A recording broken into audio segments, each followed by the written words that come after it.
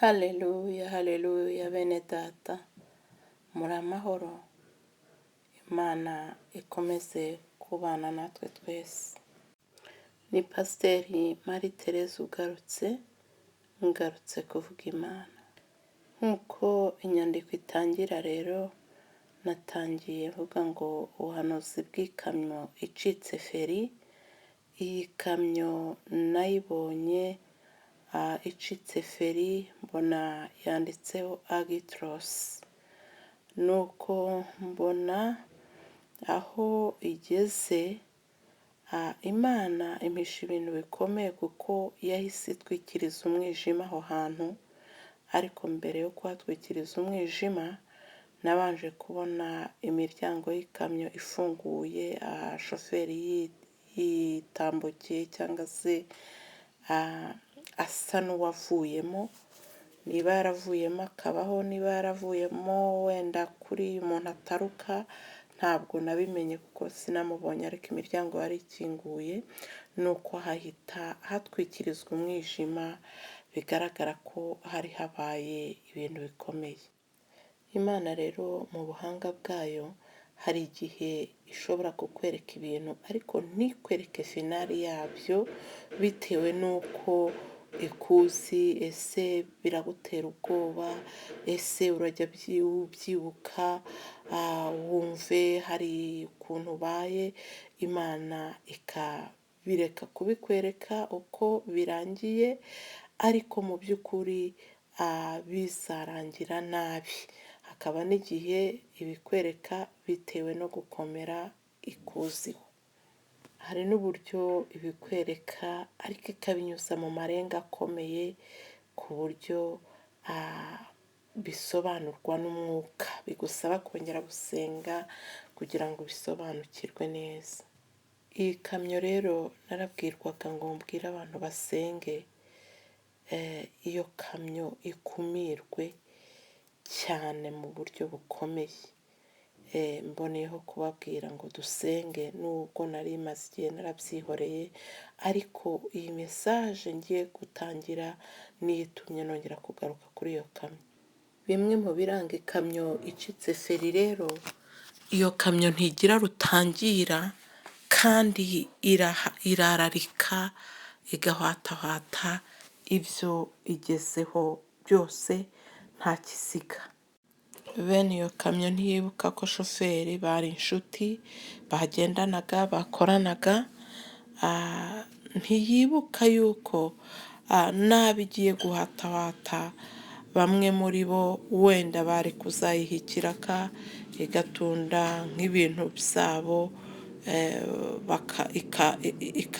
ikabona akazi. Imvura y'impangukano rero ni ya mvura igwa idakubye. Bene iyo mvura yangiza ibintu byinshi kuko igwa itunguranye, itabanje guteguza nk'uko ubundi imvura zikuba abantu bakamenya yuko bakwiriye kwanura bakava mu nzira. Bene iyo ngiyo ihitana ibintu byinshi kandi byinshi. Urukundo rero rumeze nk'ikamyo icitse feri ni urukundo rutagira gahunda. Bene uru rukundo nta ntego ruba rufite, kandi uru rukundo ntirurama. Uru rukundo ruhitana byinshi, ruhitana ibintu n'abantu. Iyi mvura rero nayo bayita rukukumba. Benshi bajyaga bavuga ngo imvura yampangukiyeho, ngo none ngo narwaye malariya. Bene abo ni ba bandi batazi yuko malariya iterwa n'umubu. Uru rukundo rushingira ku nyungu z'igihe gito, kandi ruba rufite irari ry'ibintu. Iyo rumaze kubona ibyo rwashakaga ntirwibuka. Ni rwa rukundo rubwira umukobwa ngo ndagukunda, yamara kumutera inda akamujugunya nk'umwanda. Ni nka ya mvura igwa abantu bari bategereje ko izagwa bumva bayikeneye, ariko yagwa bamwe ikabasiga mu majune. Reka turusome mu gitabo cy'Itangiriro ibice 4. Kandi umugabo atwika Eva umugore w'inda, abyara Kayini, aravuga ati mpeshejwe umuhungu n'Uwiteka. Arongera abyara Abeli murumuna wa Kayini. Abeli aba umwungeri w'intama, Kayini aba umuhinzi. Bukeye Kayini azana ituro ku mbuto z'ubutaka ngo ariture Uwiteka, na Abeli azana ku buriza bw'umukumbi we no ku rugimbu rwawo. Uwiteka yita kuri Abeli no ku ituro rye, maze ntiyita kuri Kayini n'ituro rye. Kayini ararakara cyane, agaragaza umubabaro. Uwiteka abaza Kayini ati, ni iki kikurakaje kandi ni iki gitumye ugaragaza umubabaro? Nukora ibyiza ntuzemerwa, ariko nudakora ibyiza, ibyaha byitugatugira ku rugi, kandi ni wowe byifuza, ariko ukwiriye kubitegeka. Kayini abibwira Abeli murumuna we, kandi bari mu gasozi. Kayini ahagurukira Abeli murumuna we aramwica.